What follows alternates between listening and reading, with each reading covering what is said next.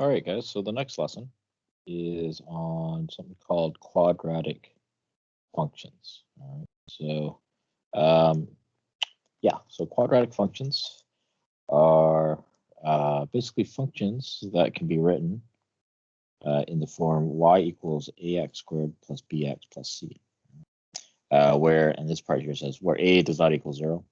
So the reason for that is because if a was 0 here, then you wouldn't actually have this term, and then it wouldn't be quadratic. All right, so it's a bit of a technicality, pretty obvious that a here cannot be 0, or else that term would go away. So what a quadratic function is, I'm just going to erase this page here. So what a quadratic function is basically is whenever you have x squared, so x squared in the equation. All right, so the highest power of x is 2. All right, and another way of saying that, and this is kind of the terminology, is it's the same as saying the equation has a degree of 2. Okay, so when the highest power of x is 2, this is what they call a quadratic function. Now, yeah, don't be misled, because you may see the word quad and you might think 4, but that's not the case. All right, it's 2. All right, so highest power of x is 2. And the graphs of these quadratic functions are called parabolas. Okay, so yeah, so before I get into the first example, what I'm going to do here is just kind of show you what we're going to be using as a graphing tool for the rest of this unit. So we're going to be using a thing called Desmos. All right, you may or may not have seen this before in your previous math classes, but we will be using this as your graphing calculator. All right, for this unit. All right, so you can download the app onto your phones. I think it's available on the Play Store, Google Play Store for your Androids, or the iPhone store. What do they call it? Anyways, the other one for your if you got an iPhone. All right, so this is a free app. Or if you want to just go on your web browser on your phone or on your computer, you can go to desmos.com and this page will pop up. And what you want to do is you want to just click on Graphing Calculator, and it'll load in in this interface here. Okay, so this is the graphing calculator we're going to be using for this unit. Okay, cool. So what I'm going to start off with here is I'm going to actually, before we begin with this first example, what I want to do is just kind of show you some characteristics of these, what they call parabolas, or these graphs. Okay, so let's just start off with the most basic one, y equals x squared. All right, so you can see here, hopefully that's not too confusing, is that basically what we have here is we have a kind of a U-shaped curve, right? And this is the most basic quadratic function we can possibly have. Okay, y equals x squared. But what you'll notice is this kind of U-shaped, right? So it's a curve, all right? Now, if I add in like a plus 2x minus 4, you can still see that. I'll just shift this down here. You can still see it still has that shape, just that the problem's been moved around a bit. Okay. As well, all right. Let's see here. Let's just say instead of an x squared, I have 3x squared. If I punch in a 3, what you notice is that the problem got skinnier, right? But it still opens up. Now I can also, if I was to put in -2, you'll see the difference now is that the parabola opens down. Right? So instead of being U-shaped, it opens down. All right, so this is one of the takeaways that I'd like you guys to see here, is that if I have a negative number in front of the x squared term, what's going to happen? It's going to open down. Okay, so like I can change this to -12, and it still opens down. Yeah, so any negative number in front there. So if it's just negative x squared, it shifts down. So if there's a negative number in front, it'll open down. Okay. If I erase the negative and change it back to positive, notice that it opens up. So no matter what the positive number here, so I can throw a positive 4 here, notice that it still opens up. No matter any positive number there that I put there, the thing will always open up. Right? So that's one of the key takeaways. So the number in front of the x squared affects whether the parabola opens up or down. Okay, so if it's positive, it'll open up. If it's negative, it opens down. All right, so that's one of the takeaways of these graphs. The other one here is this last number here. Okay, so -4 here, it's what they call a constant term. It's because it's a constant because there's no variable, there's no x attached to it. All right. So you see here that our constant term here is -4. Now on this parabola, you'll also notice is here is the y-intercept. It's at -4. Now logically, this actually makes sense because to find the y-intercept of any graph, what you do is you plug in 0 for x. Right? So if I plugged in 0 for x here, 0 squared is 0, 2 times 0 is still 0. So when I plug in 0 in for the x's, basically these two terms just disappear because they're both turn out to be 0. And what you'll have left over is the -4. Right? But in general, right, for any parabola, for any quadratic function, this constant term will always be your y-intercept. So I just see here, let's say I change this to -6, and you can see now that my y-intercept here is at -6. I can change this to +6. And again, my y-intercept now is at +6. All right. Yeah, so I can keep playing around here. Let's just do one more. Let's say +3. And you can see that the y-intercept now is at +3. Okay, so this constant term is your y-intercept. And again, the number in front of the x squared, if it's positive, it's going to open up. If it's negative, it's going to open down. So those are the kind of two takeaways I'd like you to take away from these parabolas. Right? The middle term, you might be wondering, what does this 2 do? It actually really doesn't do anything. Well, it does something, but it's beyond the scope of the course. Basically, what it does is actually it shifts the parabola left and right. So let's say this is a 2, right? So let's say I change it to, I don't know, an 8. Notice that the parabola itself, we've got shifted to the left a bit, as opposed there. And if I have a -8, you notice that it got shifted over to the right side. All right, but that's beyond the scope of this course. The only ones you want to really worry about is the constant term, which is the y-intercept, and the number in front of the x squared. All right, cool. So I'm just going to summarize that in the notes here. Change this to green here. All right, so first thing here is the A here. This actually has a special name to it. It's called the leading coefficient.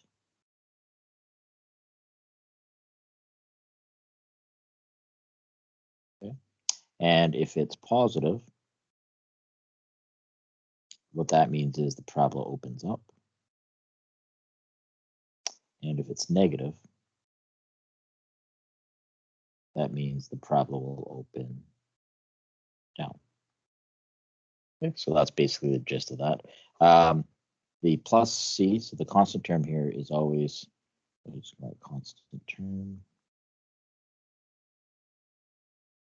is always equal to the y-intercept, which you hopefully saw, right, as I was going through the different graphs here, adjusting for the equation. All right, cool.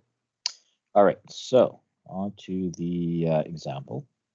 All right, so we're going to use Desmos to graph y equals -2x squared plus 8x minus 5 and identify the following. All right, so let's just punch that into Desmos and let's just see what we have as a graph. So y equals -2x squared plus 8x minus 5.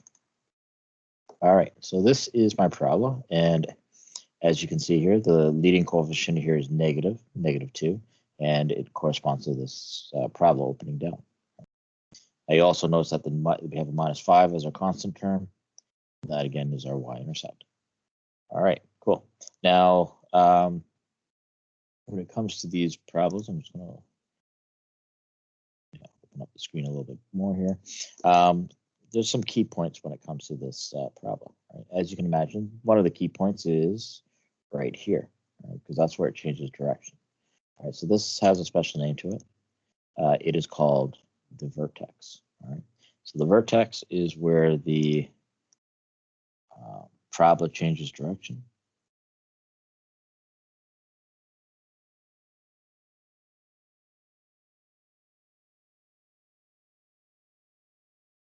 So for this parabola, our vertex is at 2, 3. So it's kind of a key point there. Cool. Next up, axis of symmetry. Okay, so you might, or hopefully you guys know what the word symmetry means. Symmetry is like a mirror image on both sides. Okay, so the axis of symmetry is, and again, axes, you guys have heard the x-axis, y-axis. So the axis of symmetry is basically a line of which the parabola is a mirror image on both sides. All right, so if you look here, all right, this parabola, it opens up and comes back down. But if I drew a line straight down through the vertex, you can see that it's going to be a mirror image on both sides. And so in this case, that would be your axis of symmetry. All right, so if I open back up let's open this back up, and is the second line here. I'm just going to type in x equals 2. All right, and what you see now is that, so this green line that I drew, you follow it, you can see that it's a mirror image on both sides of this parabola. So it's the same distance over and over. So this is your axis of symmetry. For this example, it's going to be x equals 2. Now, in terms of the vertex, right, since the vertex is the point where it changes direction, as a general rule, your vertex, the axis of symmetry will always go through the vertex. And in this case, what that leads to is that the axis of symmetry is always x equals whatever the x coordinate of the vertex actually is. All right? So in this case here, I punched in x equals 2. Just notice that that's the x coordinate of the vertex. And what x equals 2 is a vertical line through the vertex, and it's an axis of symmetry. It's a mirror image on both sides. All right, so the axis of symmetry for this parabola is x equals 2. And again, let's zoom it back in here.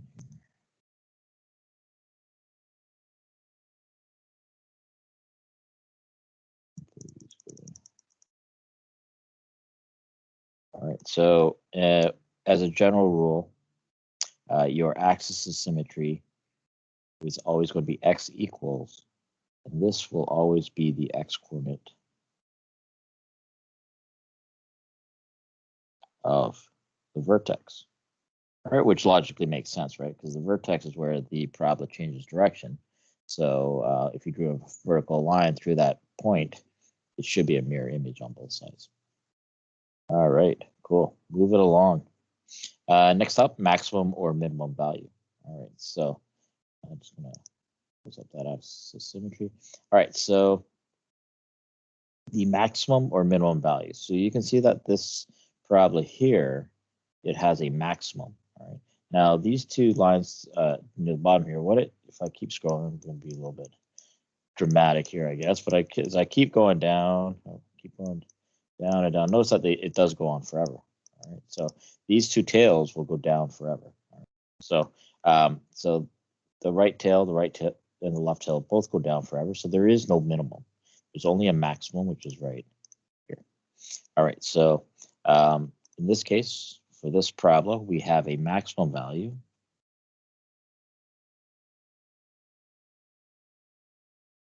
of, and how high does it go? Well, the top maximum value here would be right here, which is 3. And again, that's the y coordinate of the vertex. So this one here has a maximum value of 3.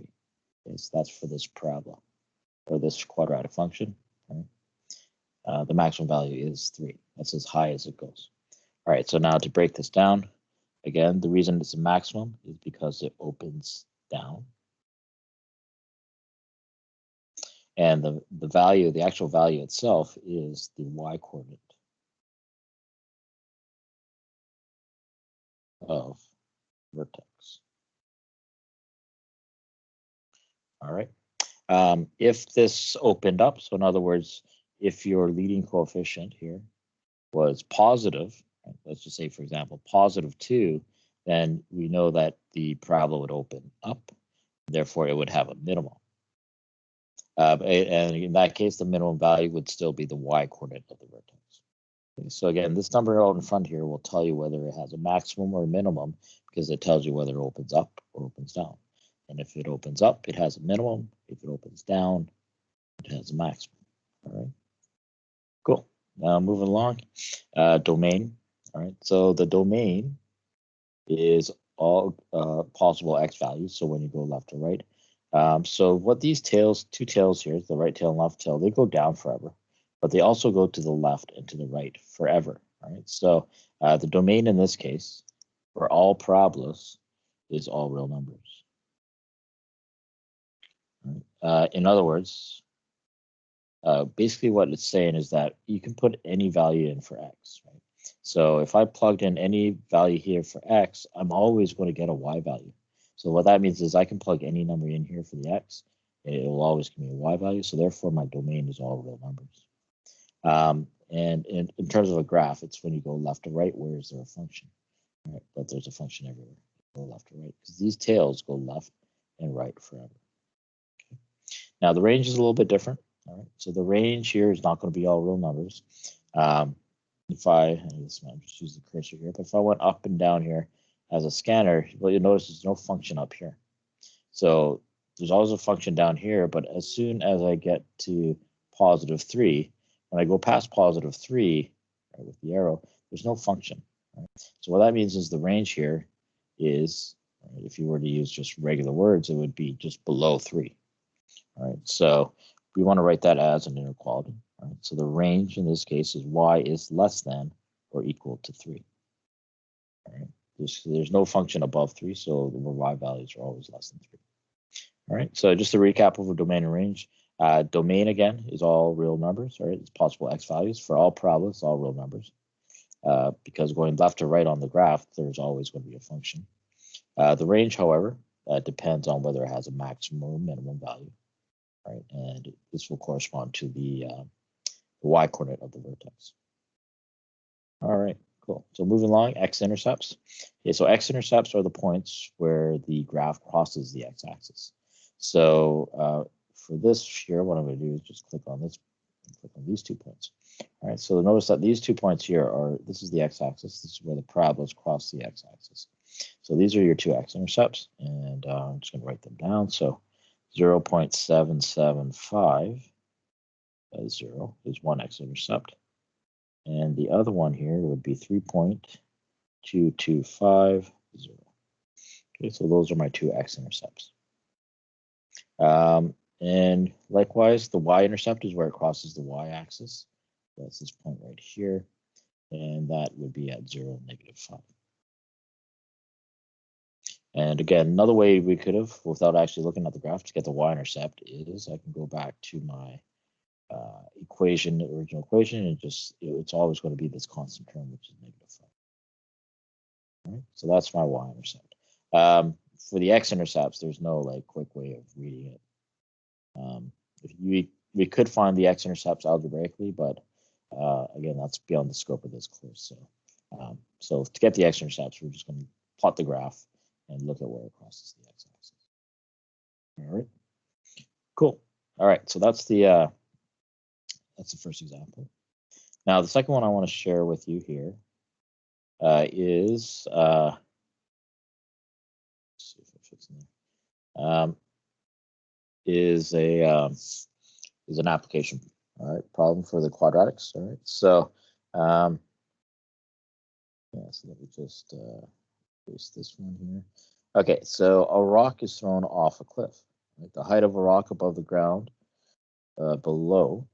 Right? The height of the rock below the height of the rock above the ground below. Right? In meters, right, is modeled by the equation h equals -0.5 t squared plus 4t plus 20. Okay, so first thing I'm going to do here is I'm just going to plug this into Desmos. So let's just use this. Now they just use x and y here, which is fine. So I'm just going to go y equals -0.5t, which we'll call x, squared plus 4t plus 4x plus 20. Okay, so yeah, so this is the parabola, but we don't actually have a good good image here. So what I'm going to do here is just kind of zoom out, use this key here, just so I get a nice picture of it. All right, so basically what it's saying is this is the parabola that models, all right, the rock. All right, so as it's thrown off the cliff, just its height as a function of time. Okay, so so this axis here tells us the time. Right, so t is the x-axis, and the y-axis would be the height. Okay, so first question here is how long was the rock in the air? Okay, so this part over here, this parabola, this side of the parabola, we can actually just ignore because in terms of time, we're going to start at 0. Okay, so it doesn't make sense to look at the negative time.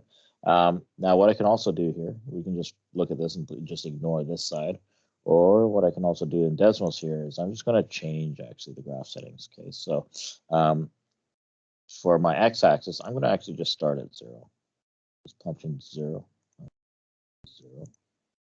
All right.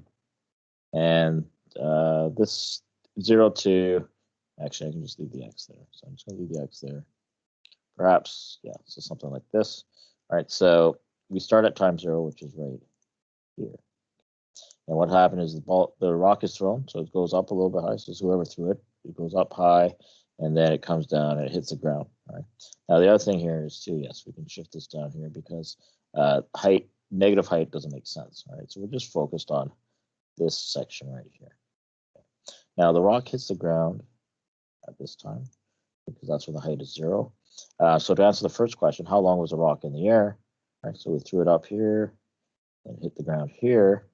This x-axis is your time, so that's 11.483 seconds. All right, so we can just round that to, actually, be a little bit more specific. So 11.483 seconds is how long the rock was in the air. Okay? Because again, this is modeling the height as a function of time. All right, so what is the maximum height of the rock? All right, so it gets thrown up, and you can see the vertex here will indicate where the maximum is. And then it comes back down. So the maximum height is 28 meters. Right? So that's how high this is. So 28 meters. And how long does it take to reach its maximum height? Okay, so that would be the x coordinate, the first number there. So that would be 4 seconds. So after 4 seconds, let's do this here. So after 4 seconds, it hits its maximum height. Okay, so that's the x coordinate here. So this would be 4 seconds. So at 4 seconds, it reaches a maximum height of 28 meters. And then it comes back down. Next up, how high is the cliff? All right, so the rock actually starts on the cliff.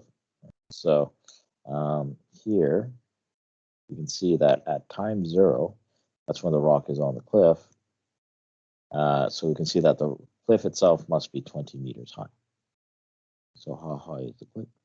20 meters, because at time 0, that's when the rock is on the cliff. All right, now this last one here. At what times is the rock at a height of 25 meters? All right, so if I was to, yeah, let's just zoom in a little bit here.